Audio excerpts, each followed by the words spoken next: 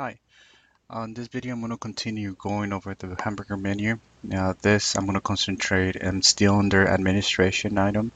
We already covered this one. I'm going to cover the task scheduler items. So here's task scheduler, and the first item is activity task schedule control. I'm going to go ahead and click on this. It opens a new tab, and this is a quick way to stop and start your task scheduler. Just, as I mentioned in a previous video, the processes and then this new WebUB were divided into two main processes. The processing of updating the database and the process to handle any long task that required a long period of time. So OpenEdge App Server handles uh, all the exchange of data between the user and in a database that takes less than 200 seconds. And this OpenEdge character client a client is strictly assigned to task scheduler, right? So all the tasks that take longer than 200 seconds will be handled by this processor here. So this is a quick, friendly way to access this, to stop the scheduler, restart the scheduler, check the status, hold the scheduler. Why would you want to do that? Well, if for whatever reason your database goes down, this will definitely break the scheduler. The scheduler, just like a connection to a database, the database has to be up and running for the scheduler to connect to the databases and process and start correctly. If for whatever reason the database goes down, this will have to be stopped and then started once the databases are on. So that's the activity task scheduler. We have other means to do this. So this was one way to stop and start the database is um, to go here, right, and go to services. They're assigned in services. I think Sonny already went through this, and stop it through here. And this is the one that I'm running right now. Or there's also a batch file.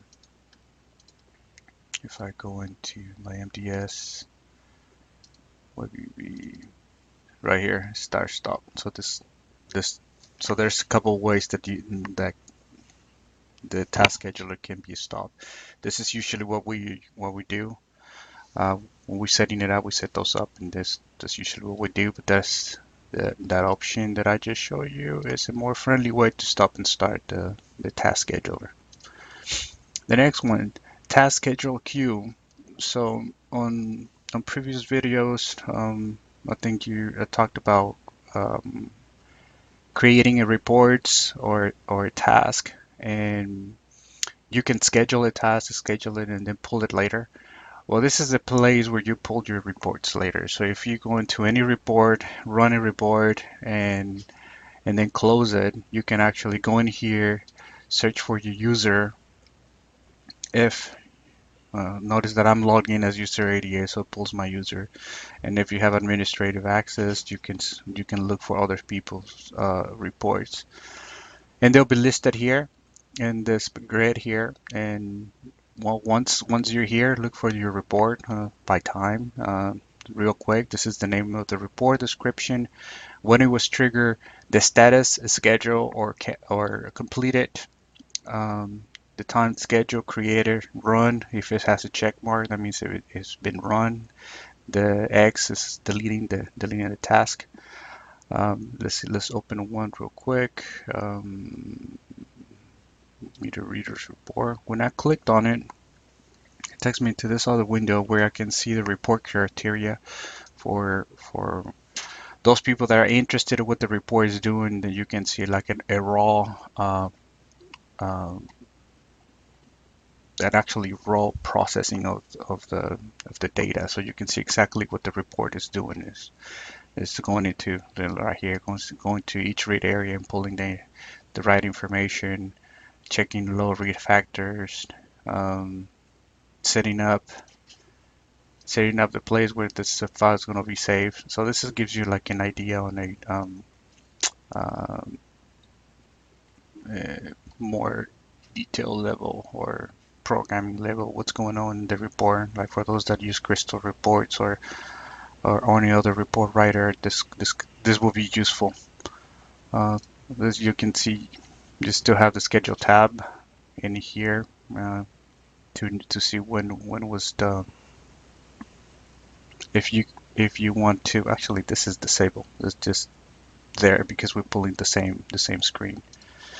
The output, this is where you can get your report from this output. So once you click on this thing, you should be able to run your report. And a task log. This is the task that was generated at the time you generated the report. So a quick way to get to your report is from Task Scheduler, Activity Task Queue, and then you can find your report by user and reprint it if you want to. And it keeps a history log. Now talking about history, I'm going back to my Chromes, going back to my search here. There is, see there's 2 tasks, and I'll get to those. This saves all this information right here. Not the report, but the information, right? The report itself, I think the output. Go back. Which one was I using? This one. The report output. The report itself, those 2 reports itself are saved in somewhere in a folder.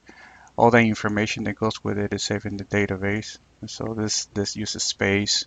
There's those 2 tasks are made to clean this information. And I think in this database I have it set out to delete the information every 60 days.